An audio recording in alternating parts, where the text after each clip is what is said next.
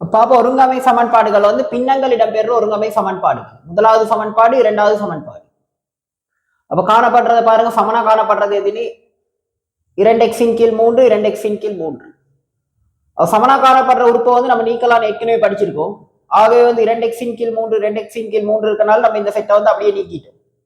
அப்ப நீக்கினதுக்கு முன்னுக்கு பாருங்க, காணப்படுற குறியீடுகள் வந்து நேர், இந்த இடத்துலயும் நேர். குறியீடு இல்லாட்டி இங்க நேரா காணப்படும், இங்கேயும் நேர் தான் இருக்கும். ஒரே மாதிரி குறியீடுகள் சொல்லி பாருங்க ஒரு தடவை, நேர் நேர் ஒரே மாதிரி குறியீடுகள் கூட்டுப்படும். நம்ம என்ன செய்யணும்னா கழிச்சு விடணும். முதலாவது சமன்பாட்டில இருந்து இரண்டாவது சமன்பாட்டை கழிப்போம். முதலாவது சமன்பாட்டில காணப்படுது 3y/4 கழிக்கணும் மறை 5y/8. அப்ப 5y/8 இல்ல கழிக்கணும் மறை 5y/8. அப்ப நேர்குறியீடு இருந்தா மட்டும் ஆரம்பத்தில் எழுதுறாலும் எழுதாடிய பிரச்சனை இல்லை. 10ல இருந்து கழிங்க மறை 1. 3y/4 மறை மறை நேர் 5y/8 சமன் 10 மறைய மறையால பெருக்குனா நேர் 1. 4 8 பகுதி எண்கள் சமனா காணப்படல. நீங்க வந்து 4க்கு 8க்கும் சேர்த்து கொமாசி பாருங்க. ஆகவே 8 பொதுவான மடங்குகள்ல சிறியது. அப்ப 4 நான் 8 மாத்தி இருக்கேன். அப்ப 4 8 மாத்தணுமா இருந்தா 2ஆல பெருக்கணும். 3y 2ஆல பெருக்குனா 6y. நேர் 8 8 மாத்தணுமா இருந்தா 1ஆல பெருக்குங்க. 1 5y பெருக்குனா 5y சமன் 11. 6y 5y ஒரே மாதிரி குறியீடுகள் கூட்டுப்படும்.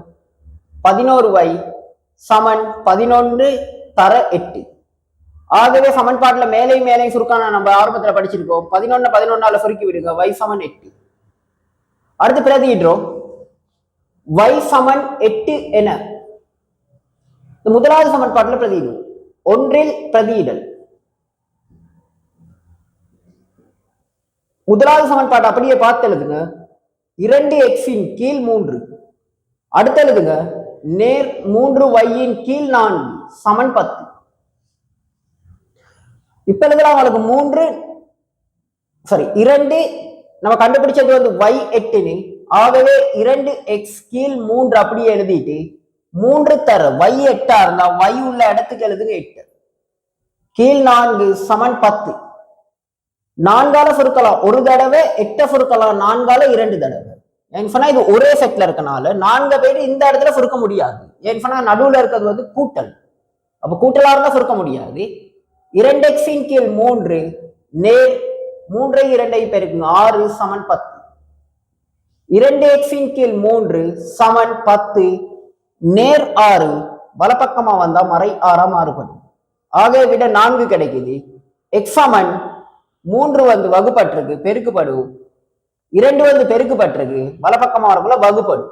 மேல உள்ளதை கீழே எழுதுங்க, கீழே உள்ளதை மேல எழுதுங்க.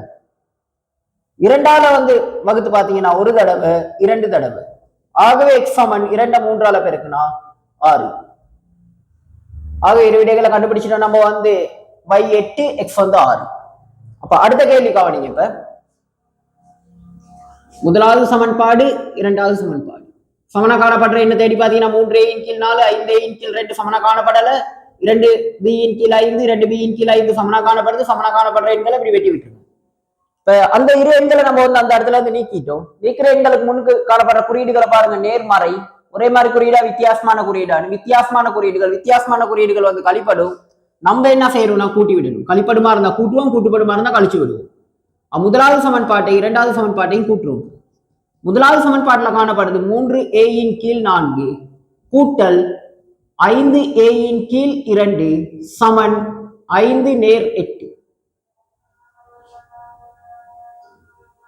இந்த இடத்துல கவனிங்க 4 2 பொதுவான மடங்கள்ல சிறியது வந்து 4. ஆகவே வந்து 4 4 மாத்திரமா இருந்தா 1ஆல பெருக்கணும். 3a 1ஆல பெருக்குனா 3a. 2 4 மாத்திரமா இருந்தா 2 2ஆல பெருக்கணும். 5a 2ஆல பெருக்குனா 10a சமன் 13. அப்ப தொகுதி எண்ல நமக்கு 13a கிடைக்குது. 4 வந்து வகுப்பட்டிருக்கு. ஃபுல்லா கோடு காணப்பட்டா வகுப்பட்டா வலப்பக்கமா இருக்கக்குள்ள பெருக்குப்படும். இந்த இடத்துல 13 சுருக்கலாம் உங்களுக்கு. ஆகவே சமன் 4.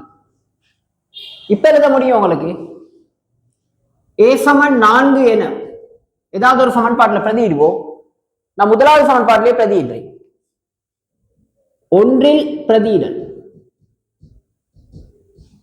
முதலாவது சமன்பாடு எழுதுறீங்கன்னு சொன்னா 3a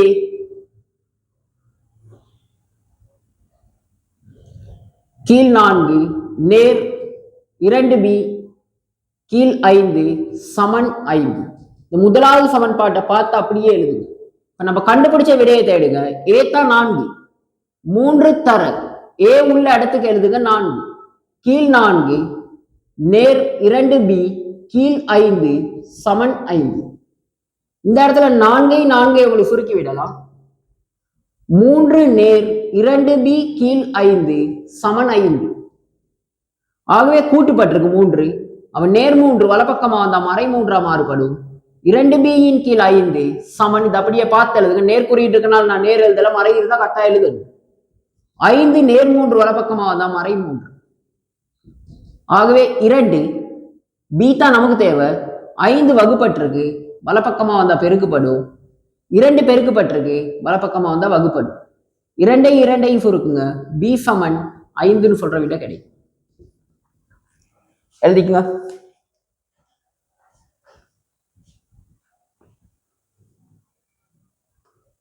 கவனிங்க அடுத்த கேள்வி. முதலாவது சமன்பாடு, இரண்டாவது சமன்பாடு தேடி பாருங்க. ஏதாவது ஒரு சமனா காணப்படுதான்? 2 எண்ணின் கீழ் 3 4 எண்ணின் கீழ் 3 3 எண்ணின் கீழ் 2 5 எண்ணின் கீழ் 3. ஆகவே எதுவுமே சமனா காணப்படல. சமனா காணப்படாடி நம்ம என்ன செய்யணும்னா ஏதாவது ஒண்ணு சமப்படுத்திக்கணும். சமப்படுத்துறதுக்கு மேல இருக்கு 2m, இங்க இருக்கு 4m. ஆகவே இதை 4m மாத்தலாம். அதனால நான் என்ன செய்ய போறேன்னு சொன்னா முதலாவது சமன்பாட்டை பெருக்க போறேன் 2ஆல. பெருக்கக்குள்ள முழு எண்ணால பெருக்கினா தொகுதி எண்ணோட மட்டும் தான் பெருக்கப்படும். ஆகவே இந்த இடத்துல 2m 2ஆல பெருக்கினா 4m கீழ் 3. அடுத்து 3 எண்ணின் கீழ் 2 நீங்க 2ஆல பெருக்க போறீங்க. கொஞ்சம் கவனிங்க, நான் இந்த இடத்துல பெருக்கி காட்டுறேன். 3 எண்ணின் கீழ் 2 நீங்க பெருக்க போறீங்க 2ஆல. ஆகவே இது மேல தொகுதி எண், இது பகுதி எண் சுருக்கப்படும். அப்ப 3 எண்ணின் கீழ் 2 நீங்க 2ஆல பெருக்கினா உங்களுக்கு விட கிடைக்குது 3 எண். அப்ப கீழே உள்ள பகுதி எண் இல்லாம போகுது. சமன் 11 2ஆல பெருக்கினா 22. இது உங்களுக்கு கிடைக்குது மூன்றாவது சமன்பாடு. அப்ப இந்த இடத்துல கவனிங்க, சமனா காணப்படுறது எது? முதலாவது சமன்பாடு இப்போதைக்கு உங்களுக்கு தேவையில்லை. அதை பென்சில் ஒன்று எடுத்து இப்படி வெட்டி விட்டுலாம் உங்களுக்கு. இரண்டாவது சமன்பாட்டிலையும் மூன்றாவது சமன்பாட்டிலையும் சமனா காணப்படுற எண்களை பாருங்க. எது? 4m கீழ் 3 4m கீழ் 3. அதை சுருக்கி விட்டுலாம் உங்களுக்கு. அப்ப இந்த சுருக்கி விட்டதுக்கு முன்னுக்கு காணப்படுற குறியீடுகள் நேர் நேர் ஒரே மாதிரி குறியீடுகளா வித்தியாசமான குறியீடுகளான்னு பார்த்தா ஒரே மாதிரி குறியீடுகள் கூட்டுப்படும். நம்ம என்ன செய்யணும்னா கழிச்சு விடணும். ஏதாவது ஒரு சமன்பாட்டுல இருந்து இன்னொரு சமன்பாட்டை கழிச்சு விடுங்க. நமக்கு இப்போதைக்கு முதலாவது சமன்பாடு நீங்க எடுக்கவே கூடாது. ஆகவே உங்களுக்கு லேசானது. அப்ப நான் கழிக்கிறேன் மூன்றாவது சமன்பாட்டுல இருந்து கழிக்கிறேன் இரண்டாவது சமன்பாட்டு. மூன்றாவது சமன்பாட்டுல இருக்கு 3 எண் கழித்தல் மறை 5 எண் கீழ் 3 சமன் 22ல இருந்து கழிங்க மறை 6. 3 எண் மறை மறை நேர் 5 எண் கீழ் 3 சமன் 22 மறை மறை நேர் 6.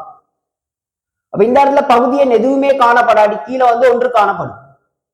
அப்போ 1க்கும் 3க்கும் சேர்த்து பொதுவான சிறிய மடங்கு பாத்தீங்கன்னா 3 கிடைக்கணுமா இருந்தா 1 3ஆல பெருக்கணும். ஆகவே 3 எண்ண 3ஆல பெருக்கணும் 9 எண்.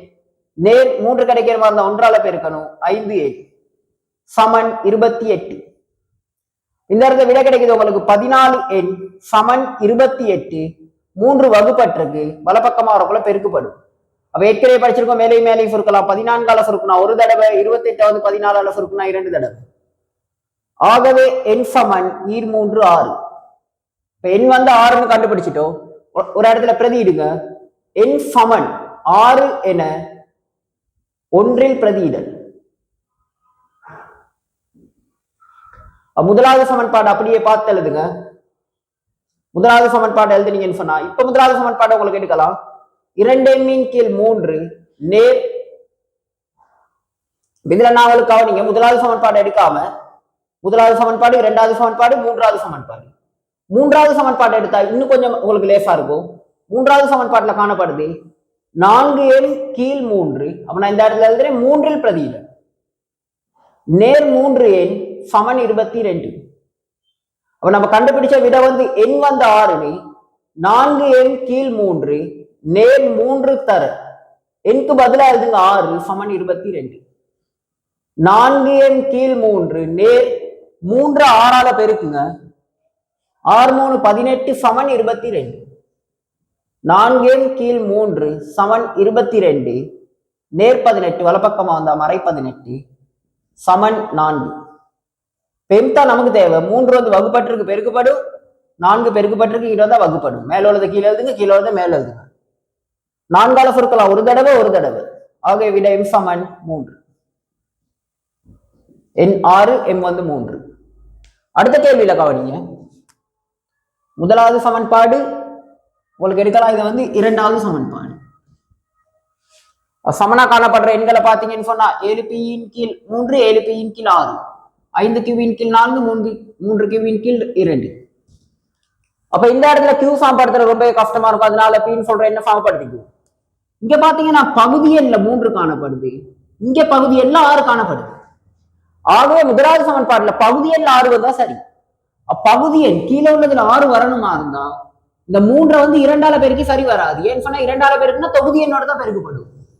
அப்ப அதுக்காக நம்ம என்ன செய்ய போறோம்னு சொன்னா முதலாவது சமன்பாட்டை பெருக்குங்க 2ன் மேல் 1ஆல் அரையால பெருக்குங்க. ஏன்னா 1 தான் 7ஓட பெருக்கப்படும், 2 வந்து 3ஓட பெருக்கப்படும். பெருக்கி பார்த்து பாப்ப விட எப்படி வருது நீ. அப்ப நான் ஒரு இடத்துல பெருக்கி காட்டுறேன். 7p இன் கீழ் 3 பெருக்க போறீங்க 2ன் மேல் 1ஆல் 1 7 7 2 ஆகும். ஆகவே 7p இன் கீழ் 6ன்னு சொல்ற விட கிடைக்குது. நேர் அடுத்து பெருக்கி காட்டுறேன் உங்களுக்கு.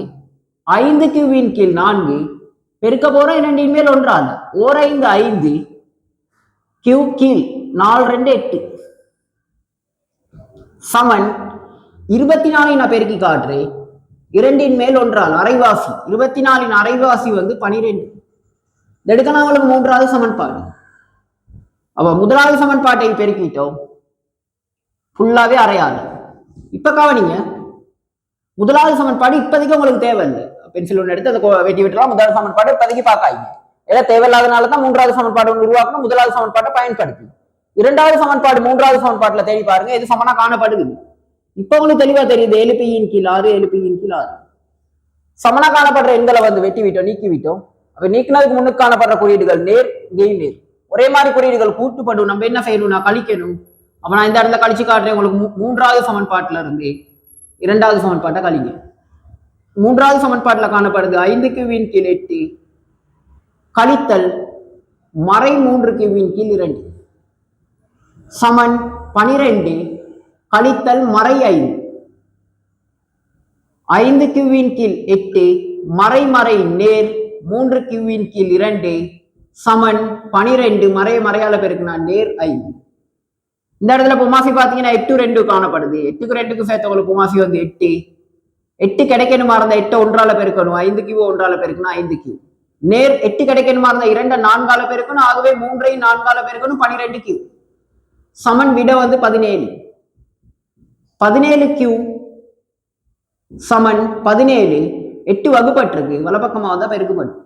இந்த இடத்துல கவனிங்க 17க்கு 17 வந்து உங்களுக்கு சுருக்கி விட்டுலாம் ஒரு தடவை. ஆகவே q சமன் 8. அப்ப q வந்து 8ன்னு கண்டுபிடிச்சிட்டீங்க. q சமன் 8 என உங்களுக்கு விருப்பமான ஒரு சமன்பாட்டுல பிரதியிடுங்க. முதலாவதுல பிரதியிடலாம், இரண்டாவதுல பிரதியிடலாம், மூன்றாவதுல பிரதியிடலாம்.